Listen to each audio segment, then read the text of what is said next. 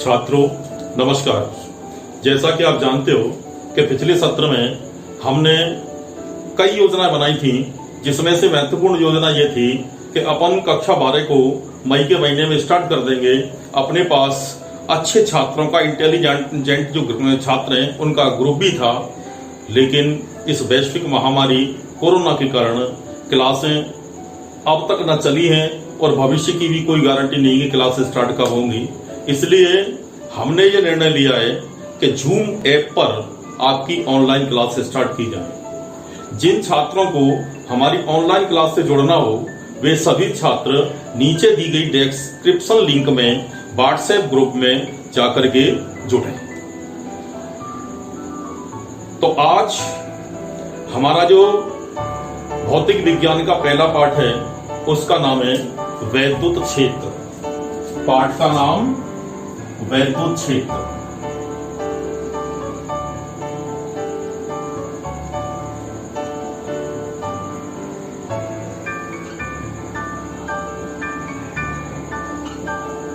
तो वैद्युत क्षेत्र तो बहुत बाद का विषय है।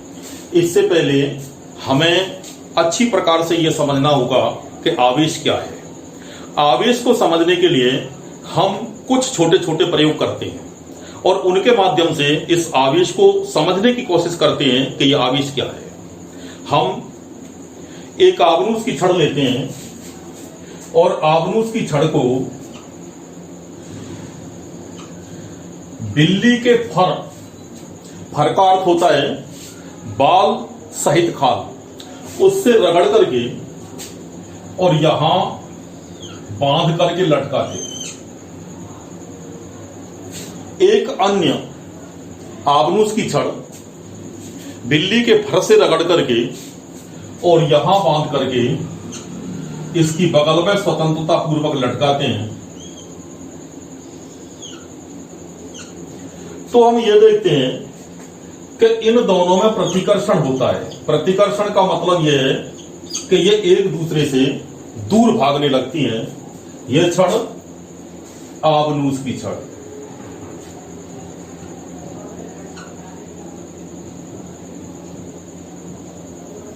और रगड़ा इसको बिल्ली की फर से। दूसरी छड़ यह भी आबनूस की छड़,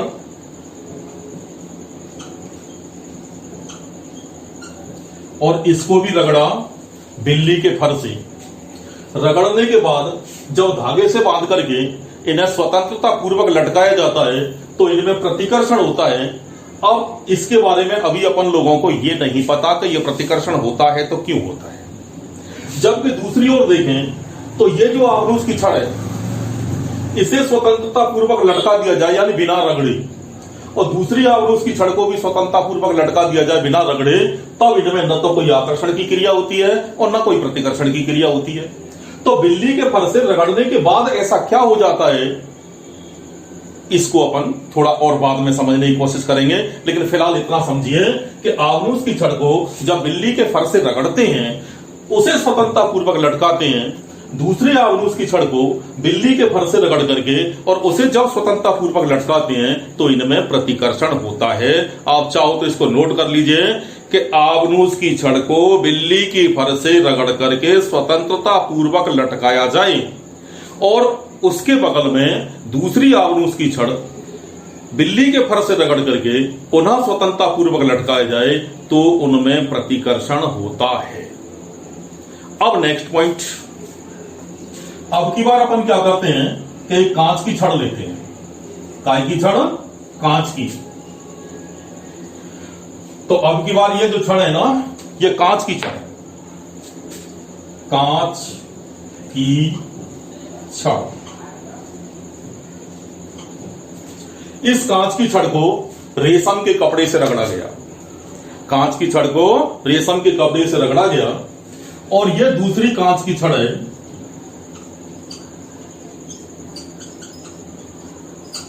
जिसे रेशम के कपड़े से रगड़ करके और पहले की तरह अपन ने धागे से बांधकर स्वतंत्रता पूर्वक लटका दिया। देखने में यह आता है कि जब यह कांच की छड़ अपन ने रेशम के कपड़े से नहीं रगड़ी थी तो ऐसी दो छड़ें एक दूसरे के पास लटकाए जाए तो उनमें न तो आकर्षण होता है और न प्रतिकर्षण होता है। लेकिन जब इनको रेशम के कपड़े से रगड़कर और एक दूसरे से के पास लटकाया जाए तो इनमें प्रतिकर्षण की क्रिया होती है। क्यों होती है इसके बारे में जानकारी थोड़ा बाद में। अब अपन एक तीसरा प्रयोग करते हैं, जिस प्रयोग के अंतर्गत यह है कि यह कांच की छड़ है और रेशम के कपड़े से रगड़ी गई। कांच की छड़ रेशम के कपड़े से रगड़ी गई और धागे से बांधकर स्वतंत्रता पूर्वक लटका दी। दूसरी छड़ ये जो आबनूस की छड़ है,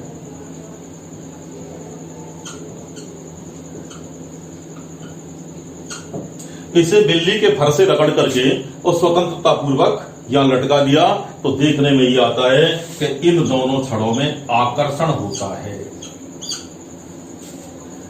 अब तक अपन क्या पढ़े? जब आबनूस की छड़ को बिल्ली के फर से रगड़कर स्वतंत्रता पूर्वक धागे से बांधकर लटकाया, उसकी बगल में दूसरी आबनूस की छड़ बिल्ली के फर से रगड़ करके स्वतंत्रता पूर्वक लटकाए तो उनमें प्रतिकर्षण की क्रिया होती है। दूसरी ओर जब कांच की छड़ को रेशम के कपड़े से रेशम के कपड़े से रगड़कर स्वतंत्रता पूर्वक लटकाया, उसकी बगल में दूसरी कांच की छड़ रेशम के कपड़े से रगड़कर और स्वतंत्रता पूर्वक लटकाया तो उनमें भी प्रतिकर्षण होता है। लेकिन जब आबनूस की छड़ को बिल्ली के फर से रगड़कर और स्वतंत्रता पूर्वक लटकाया और उसकी बगल में दूसरी कांच की छड़ रेशम के कपड़े से रगड़कर धागे से बांधकर स्वतंत्रता पूर्वक लटकाई गई, तब इनमें आकर्षण की क्रिया होती है।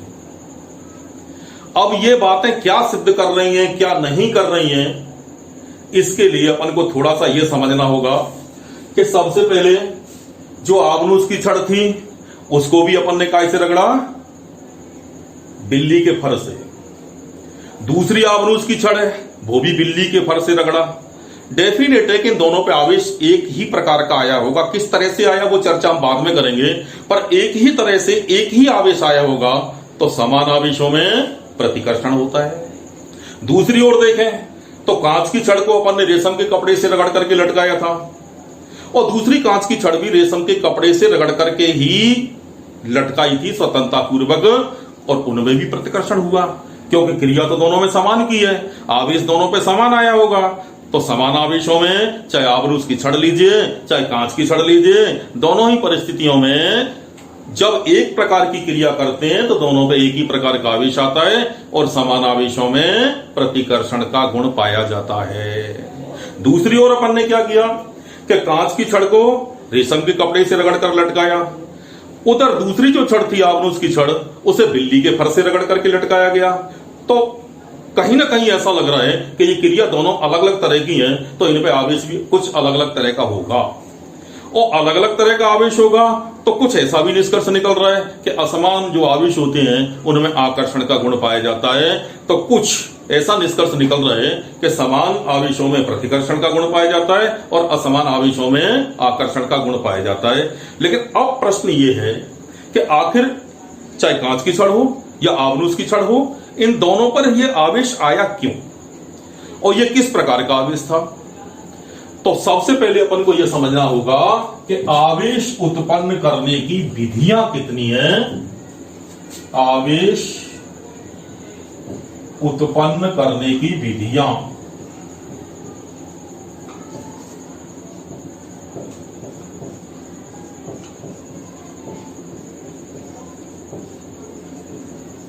तो देखो यहां अपन को यह समझना होगा कि आवेश उत्पन्न करने की 3 विधियां हैं, जिसमें से पहली विधि का नाम है घर्षण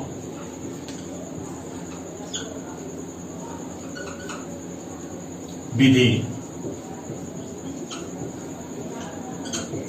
और दूसरी विधि का नाम है प्रेरण विधि। अभी अपन दोनों विधियों पर चर्चा करेंगे बस, और आगे की बात थोड़ा सा और बाद में। तो सबसे पहली जो चर्चा होगी हमारी वो घर्षण विधि पर होगी। आप ये बात अच्छी तरह से जानते हो कि प्रत्येक पदार्थ अणुओं से मिलकर बनाए, अणु परमाणुओं से मिलकर बनाए, और परमाणु जो होता है वो इलेक्ट्रॉन, प्रोटॉन और न्यूट्रॉन से मिलकर बना हुआ है। ये आप सभी जानते हो अच्छी तरह से। अब इसमें से परमाणु का जो धन भाग है वो प्रोटॉन है और परमाणु का जो ऋण भाग है वो इलेक्ट्रॉन है। धन भाग नाभिक में रहता है, न्यूट्रॉन उदासीन होता है तो उससे यहां आवेश में कोई लेन देन है नहीं, और इलेक्ट्रॉन जो होता है वो बाहरी कक्षाओं में चक्कर लगाता है। तो नाभिक में धनावेश और इलेक्ट्रॉन चक्कर लगा रहा है बाहरी कक्षाओं में। अपन जब किसी ऐसे पदार्थ को जिसमें इलेक्ट्रॉन आवश्यकता से अधिक होती हैं उसे किसी ऐसी वस्तु से रगड़ा जाता है जिसके वायतन कोश में इलेक्ट्रॉनों की कमी है, यानी उसके अष्टक में कुछ इलेक्ट्रॉनों की कमी है।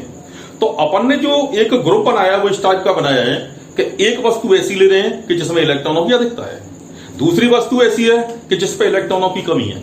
जब इन दोनों को रगड़ा जाता है तो इस रगड़ने की क्रिया में क्या होता है कि घर्षण की क्रिया में कुछ ऊर्जा उत्पन्न होती है, और इस ऊर्जा को इलेक्ट्रॉन जिसके पास अधिक होते हैं वो लेकर के और अपनी कक्षा से इलेक्ट्रॉनों को मुक्त करता है। और जब वो इलेक्ट्रॉन मुक्त होंगे तो इलेक्ट्रॉन मुक्त होने के बाद वो इलेक्ट्रॉन कहां चले जाएंगे, जिस पदार्थ पर इलेक्ट्रॉनों की कमी है। अब जब वो इलेक्ट्रॉन चले गए तब क्या होता है, आपको एक एग्जांपल के द्वारा बताते हैं कि जैसे एक पदार्थ है सोडियम जिसका परमाणु क्रमांक है 11।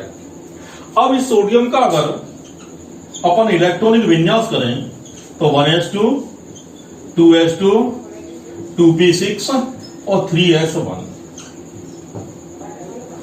दूसरी ओर Cl17 17। अगर इसका अपन इलेक्ट्रॉनिक विन्यास करें तो 1s2, 2s2, 2p6 और 3s, 2 और 2 4 और 6 10, 3s2, 2 12 और 3p5। अब इन दोनों में अपन देखें तो देखिए इसका सोडियम का ये दूसरी जो कक्षा है उसके पास 6 और 2 8 इलेक्ट्रॉन हो चुके, लेकिन इसके पास एक इलेक्ट्रॉन ये एक्स्ट्रा है। Cl17 इसके वायतन कक्षा में अगर देखा जाए तो यह 5 और 2 7 इलेक्ट्रॉन, यानी कि यहां एक इलेक्ट्रॉन की कमी है और यहां अष्टक से एक इलेक्ट्रॉन अधिक है। जब ये ऐसी वस्तुएं संपर्क में आती हैं तो सोडियम का एक इलेक्ट्रॉन है वो इधर ट्रांसफर हो जाता है Cl पे। एक एग्जांपल देके बता रहा हूं मैं आपको। तो ऐसी स्थिति में देखना क्या होगा। अब अपन बात करते हैं सोडियम की। तो सोडियम के पास पहले, यानी इनको संपर्क में लाने से पहले प्रोटॉन की संख्या 11, इलेक्ट्रॉन की संख्या 11। जब ये भी 11 और ये भी 11 तो पहले ये कैसा था, उदासीन, यानी ना तो इस पे धनावेश था और ना इस पे ऋणावेश था। लेकिन जब यह सोडियम क्लोरीन के संपर्क में आया तो उसके बाद क्या हुआ, देखिए ये जो एक इलेक्ट्रॉन है इसका अष्टक पूरा करने के लिए परित्याग कर चुका जो Cl को दे चुका। तो अब मैं संपर्क में आने की अगर पश्चात की बात करूं तो इसके पश्चात क्या होगा कि प्रोटॉनों की संख्या कितनी रही। भाई गया तो इलेक्ट्रॉन गया, प्रोटॉन तो नहीं गया। और अगर वो प्रोटॉन नहीं गया तो प्रोटॉनों की संख्या तो जो थी पहले थी वो आवे। अब बात करूं मैं इलेक्ट्रॉन की, तो इलेक्ट्रॉन एक जा चुका तो इलेक्ट्रॉनों की संख्या कितनी हो गई, 10। अब ऐसी स्थिति में अपन बात करें कि प्रोटॉन धनावेश, इलेक्ट्रॉन ऋणावेश, तो अपन देखें प्लस के 11 और माइनस के 10, बच गया वो प्लस का 1। कहने का सीधा सीधा मतलब है कि जब सोडियम क्लोरीन के संपर्क में आता है तो अपना एक इलेक्ट्रॉन परित्याग कर देता है और सोडियम पर एक इकाई का धन आवेश उत्पन्न हो जाता है। इसी प्रकार एक दूसरा एग्जांपल लेके चलते हैं, और दूसरा एग्जांपल क्या, अपन तो वहीं आ जाते हैं मूल बात में। मूल बात थी जब कांच की छड़ को सबसे पहले अपन ने काय से रगड़ा, रेशम के कपड़े से। अब देखो इसमें घर्षण के द्वारा क्या क्रिया उत्पन्न हुई थी। कांच की छड़ पर इलेक्ट्रॉनों की अधिकता होती है और बात करें रेशम के कपड़े पर इलेक्ट्रॉनों की रहती है कमी। तो जब अपन कांच की छड़ को रेशम के कपड़े से रगड़ते हैं तो इसमें घर्षण की क्रिया से ऊर्जा उत्पन्न होती है और उस ऊर्जा को कौन गेन कर लेता है, कौन ग्रहण कर लेता है? कांच की छड़, और अपने इलेक्ट्रॉनों का परित्याग कर देती है। तो कांच की छड़ से वो इलेक्ट्रॉन निकल करके और रेशम के कपड़े में आ जाते हैं। देखिए इस पूरी क्रिया में अपन देखें तो न तो कहीं पे इलेक्ट्रॉन समाप्त हुए हैं और न कोई नए इलेक्ट्रॉन बने हैं। केवल कांच की छड़ के जो इलेक्ट्रॉन थे वो कहां आ चुके? रेशम के कपड़े में। इससे कांच की छड़ पर कौन सा आवेश उत्पन्न हुआ? धनावेश। दूसरी ओर देखें तो आवनुष की जो छड़ होती है उस पर इलेक्ट्रॉनों की रहती है कमी, और बिल्ली के फर से जब इसको रगड़ा जाता है तो घर्षण की क्रिया द्वारा उसमें कुछ ऊर्जा उत्पन्न होती है, और इस ऊर्जा को जो बिल्ली की फर है वो लेकर के अपने इलेक्ट्रॉनों का परित्याग करती है और वो आ जाते हैं आवनुष की छड़ पर। इससे आवनुष की छड़ ऋणावेशित हो जाती है। तो अब तक अपन ने जो भी पढ़ा उसमें अपन घर्षण की क्रिया द्वारा ये बात अच्छी तरह से समझ सकते हैं कि जब कांच की छड़ को रेशम के कपड़े से रगड़ा उसमें धनावेश उत्पन्न हुआ। जब आवनुष की छड़ को बिल्ली के फर से रगड़ा तो ऋणावेश उत्पन्न हुआ। जब कांच की छड़ को कांच की छड़ को जब रेशम के कपड़े से रगड़ते हैं तो धनावेश, दूसरी कांच की छड़ को रेशम के कपड़े से रगड़ते हैं तो वहां भी धनावेश, और धनावेश को जब धनावेश के पास लाते हैं तो प्रतिकर्षण होता है। दूसरी ओर आवनुष की छड़ बिल्ली के फर से रगड़ा तो ऋणावेश उत्पन्न हुआ। दूसरी ओर जो आवनुष की छड़ है उसे फिर बिल्ली के फर से रगड़ा गया तो वहां भी ऋणावेश उत्पन्न हुआ, और ऋणावेश यानी समान आवेशों में प्रतिकर्षण। लेकिन तीसरे वाले प्रयोग में क्या हुआ था? जब अपन ने कांच की छड़ को रेशम के कपड़े से रगड़ा और स्वतंत्रतापूर्वक लटकाया, आवनुष की छड़ को बिल्ली के फर से रगड़ा और स्वतंत्रतापूर्वक लटकाया। अब अपन अच्छी तरह समझ चुके हैं कि कांच की छड़ पर धनावेश, रेशम के कपड़े पर ऋणावेश, धनावेश ऋणावेश में आकर्षण। तो अब तक की जितनी भी घटनाएं थी उनमें आकर्षण और प्रतिकर्षण के कारण मुझे लगता है कि समझ में आ गए होंगे। लेकिन यहां पे सबसे महत्वपूर्ण जो नोट करने वाली बात है वो ये है कि धनावेश और ऋणावेश के आने के लिए केवल और केवल इलेक्ट्रॉन जिम्मेदार होता है। इसके लिए प्रोटॉन यानी धनावेश कहीं भी जिम्मेदार नहीं है। अगर किसी वस्तु पर धनावेश आता है सीधा मतलब इलेक्ट्रॉन गए, परित्याग हुआ, और इलेक्ट्रॉनों का परित्याग हुआ, धनावेश जितना है उतना ही है और ऋणावेश की आई कमी, तो ऐसी स्थिति में वस्तु पर धनावेश उत्पन्न होता है। दूसरी ओर अपन देखें तो जिस वस्तु पर इलेक्ट्रॉन आ रहे हैं, प्रोटॉन तो जितने थे उतने पहले थे उतने अब हैं, लेकिन इलेक्ट्रॉन आ रहे हैं इसका मतलब क्या है कि ऋणावेश की वृद्धि हो रही है, और वो पदार्थ अंत में जाकर के ऋणावेश आवेशित हो जाता है।